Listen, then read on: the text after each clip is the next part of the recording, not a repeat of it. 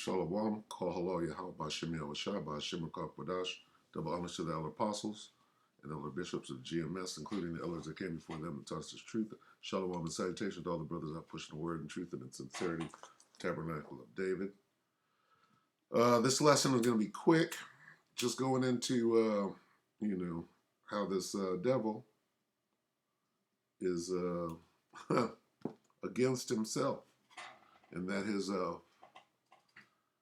kingdom can't stand. We'll get that at the end, but right now, Psalm 64 and 8. So these devils, shall make their own tongue to fall upon themselves. All that see them shall flee away. Okay, well, who took down the pipeline? Okay, and whose MO is it? That's pretty easy. Psalm 64 and 8 in the NLT, their own tongues will ruin them. What does that mean, their own tongue? It means they're going to tell on themselves. Okay? And all who see them will shake their heads in scorn. So I'm going to go right here to, not this, but this. Redacted. Yesterday, today's the 5th. Wait, what the F did he just say about Nord Stream pipeline, okay? And it says, watch what happens when someone accidentally makes sense on the mainstream media. Economist Jeffrey Sachs tells Bloomberg that it is only logical to conclude that the U.S. had something to do with the Nord Stream pipeline, and the anchors lose their minds. Let's see, let's read more. They say that they don't want a little thing like the evidence to get in the way of their narrative. Of course not, okay? So this is a prime example of this guy going on national television and saying what he ain't supposed to say. And he could wind up dead on some Coolio type shit, all right?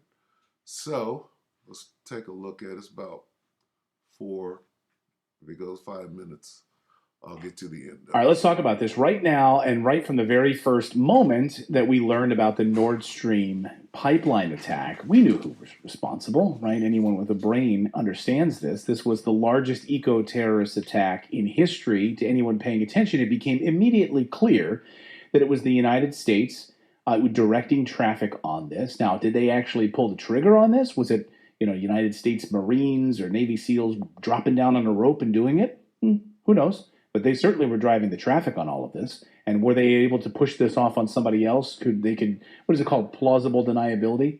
Where they could say, we just, we gave the okay, but we didn't see it happen. So, yeah, there's some people out there. We have some people out there that can, take care of this. We have plausible deniability. Mm-hmm. And that's why, you saw President Biden and others just basically sloughing this off, not answering the question. The Western media, though, has been burying the story. I mean, go to CNN, go to BBC, go to these other Western media outlets, and they just ignored the story. Think about this as like a 9/11 style terror attack, ecological terror attack, and it's been largely just pushed away and ignored.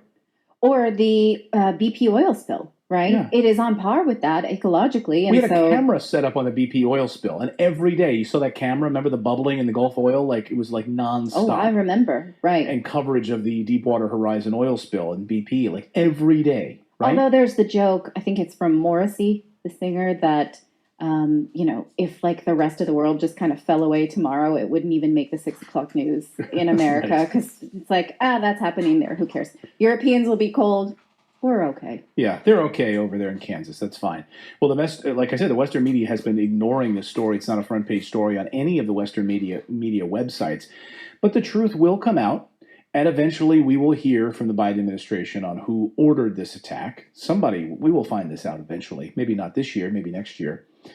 But Jeffrey Sachs he's an economics professor at Columbia. Very smart guy. You might remember us featuring Jeffrey here on the show a number of months ago. Of course, he was calling out the creation of COVID, saying where it came from, right from a lab in Wuhan, talking specifically about the biolabs.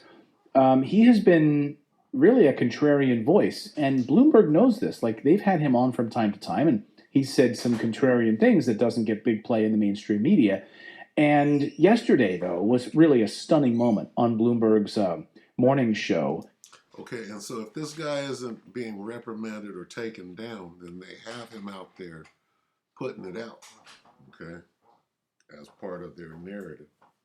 All right, and that's part of how this devil gets down, too. So we'll have to sit back and see how they're going to play this. But, I mean, if he's, a paid whistleblower, they got him out pushing the truth out and causing conjecture. All right, but this is part of the MO. When you understand, okay, that what's going on, if the U.S. bombed the pipeline, their next move would be to drop a nuke saying that Russia did it. Okay, that's their MO. So you got to look down the road. Surveillance with like Lisa Abramowitz and Tom Keene. Anyway, Tom Keene is the guy in the bow tie. He's the older gentleman. And Jeffrey Sachs was on talking about what's going on in Ukraine and what's happened with the Nord Stream pipeline. I want you to watch this like unbelievable exchange. Watch. They raise rates in the front end.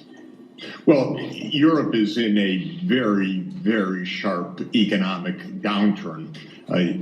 The sharp decline of output and living standards also shows up as a rise of prices. But the main fact is that the European economy is getting hammered by the sudden cutoff of energy. And now, to make it definitive, the destruction of the Nord Stream pipeline, which I would bet was a U.S. action, perhaps U.S. and Poland. This is Jeff, we got to stop there. That's quite a statement as well. Why do you feel Absolutely. that was a U.S. action? What evidence do you have of that? Well, first of all, there's direct radar evidence that U.S. helicopters, military helicopters that are normally based in Gdansk, were circling over this area. We also had the threats from the United States earlier in this year that one way or another, we are going to end Nord Stream. We also have a remarkable statement by Secretary Blinken last Friday in a press conference. He says, this is also a tremendous opportunity. It's a strange way to talk if you're worried about. Just listen to them try to cut him off. Like, oh my God, beep, beep, beep. He's going afoul of the mainstream narrative. Like Tom tried to cut him off. And now Lisa Abramowitz is trying to cut him off. Like, His oh my face God. was hilarious when the news anchor responds in a negative way. He went, yeah, I said that. Oh, I said that? I'm going to get in trouble here, get a little spanking? Sorry, but I was always going to say that. So listen to Lisa now try to cut him off. Watch. The piracy on international infrastructure of vital significance. So I know this runs counter to our narrative. You're not allowed to say these things in the West. But the fact of the matter is, all over the world, when I talk to people, they think the U.S. did it. And just to tell you, and by the way, even reporters on our papers that are involved tell me privately, yeah, well, of course, but it doesn't show up in our media. Professor, I don't want to get into tit for tat about what did or did not happen with Nord Stream because I don't have the. Yeah, because you know what, we don't want to cover that story. I don't want to get in tit for tat, and I also don't want evidence. Right. We can't have that. So let's just speed this segment up and cut you off. And by the way, now if you go to Bloomberg's website to try to find this segment, you can't find it. So this is Bloomberg's website. Do a search for Jeffrey Sachs. The latest result is from February of 2022, the day after right around the day that the war broke out. So you can't find this segment. They've censored this segment. I mean, think of all the things that the media is perfectly willing to speculate upon. But this, come on. Yeah, we can't do this. No. And we're going to hide this result. Well, I absolutely love that they're like, so what are your thoughts on the Nord Stream pipeline? He's like, well, this is my thoughts. Well, I don't want to get into the tit for tat. Like, well, then why did you ask? Like, you brought it up. I mean, we had this big discussion about 9/11, like who was responsible, like who should then we make pay for what they did to us, right? Yeah. This is one of the major pipelines that's delivering natural gas to Europe. People will freeze, and again, this is. You see students in the Czech Republic yesterday morning. This video is unbelievable. The students in Czech Republic wearing blankets because they're not turning on the heat. So all of these students are just huddled in blankets in classrooms. Oh, like that's what's happening, guys. So again, he talked about President Biden specifically making this threat back in the early part of the year. Listen to President Biden say it. Let me answer. Try this next. Slovakia. We've all seen this, but it adds up with this content here. So we'll play. Let me answer the first question first. If Russia invades, that means tanks or troops crossing the border of Ukraine again. Then there will be no longer a Nord Stream 2. We will bring an end to it. Yeah, we will bring an end to it, right? He goes on and on about that. The same thing has happened with Victoria Nuland, we featured here on the show. Regime change champion Victoria Nuland, who installed a puppet regime inside Ukraine and who told Europe to go F itself, is the same person who said we would take it out. Remember this? With regard to Nord Stream 2, we continue to have very strong and clear conversations with our German allies, and I want to be clear with you today. If Russia invades Ukraine, one way or another, Nord Stream 2 will not move forward. I love her smile too, like she's like, it will not move forward. She reminds me of like Dolores Umbridge from Harry Potter. Then you have Antony Blinken, of course, who Jeffrey Sachs was referring to, and Secretary of State Antony Blinken deflecting the question, dodging the question about who attacked the Nord Stream pipeline, and instead of turning it right around to the sort of Klaus Schwab World Economic Forum Great Reset play, which is, this is a great opportunity for the world. We should not miss this opportunity. Listen.